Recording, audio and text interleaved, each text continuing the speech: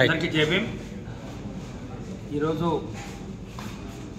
తెలంగాణ యావత్తు దాదాపు 40 లక్షల మంది ప్రజానీకం ఏదైతే మా మాల సోదరులు మరి ఇలా ముఖ్యంగా గ్రేటర్ హైదరాబాద్లోనే చాలామంది మా మాల సోదరులు అనేక జిల్లాల నుంచి వచ్చేసి హైదరాబాద్ నగరంలో ఉద్యోగరీత్యా చదువు రీత్యా వ్యాపార రీత్యా అందరూ కూడా ఈ హైదరాబాద్ నగరంలో నివసిస్తున్న మాల సోదరులందరూ కూడా జేబీఎం తెలియజేస్తూ ఉన్నారు.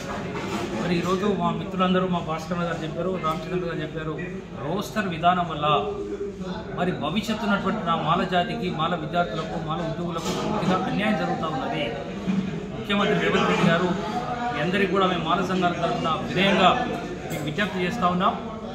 ఎక్కడైతే మీరు కొంచెం దాని మీద స్టడీ చేయకుండానే ఎస్సీ వర్గీకరణ అనే కార్యక్రమాన్ని పెట్టారు. ఏదో ప్రెస్టేజ్ ఇష్యూ పోయి ఏదో నాకు వస్తుంది మంచి పేరు రావాలన్నట్టు తప్పకుండా మీకు మంచి పేరు రావాలి ముఖ్యమంత్రి గారు.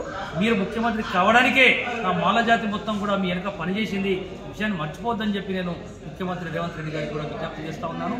ఈ ఏదైతే వర్గీకరణ చేసిన క్రమంలో మరి మా సోదరులందరినీ కూడా భయపెట్టించి, బాధ పెట్టించి, బ్లాక్మెయిల్ చేసి మరి మా మాల ఎమ్మెల్యేలను, మాల మంత్రులందరినీ కూడా మరి ఒక కట్టడి చేసి ఇది ఏకపక్షంగా ఏదైతే నిర్ణయం తీసుకురో ఇది మంచి పద్ధతి కాదు ముఖ్యమంత్రి గారు అని చెప్పి నేను మాల సంఘాల జేఏసీ గ్రేటర్ హైదరాబాద్ తరఫున విజ్ఞప్తి చేస్తూ ఉన్నాను.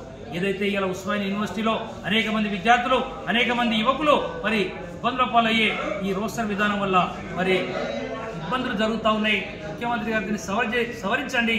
ఎందుకంటే ముఖ్యమంత్రి మీ దగ్గరనే విద్యాశాఖ ఉన్నది కాబట్టి మీరే రివ్యూ చేయండి, కొంత మీరు కూడా ఆలోచన చేయండి.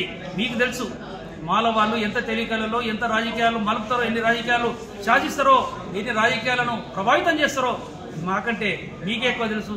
కాబట్టి సోదరులారా మరి నేను ముఖ్యమంత్రికి మాల జాతి తరఫున విజ్ఞప్తి చేస్తా ఉన్నాను.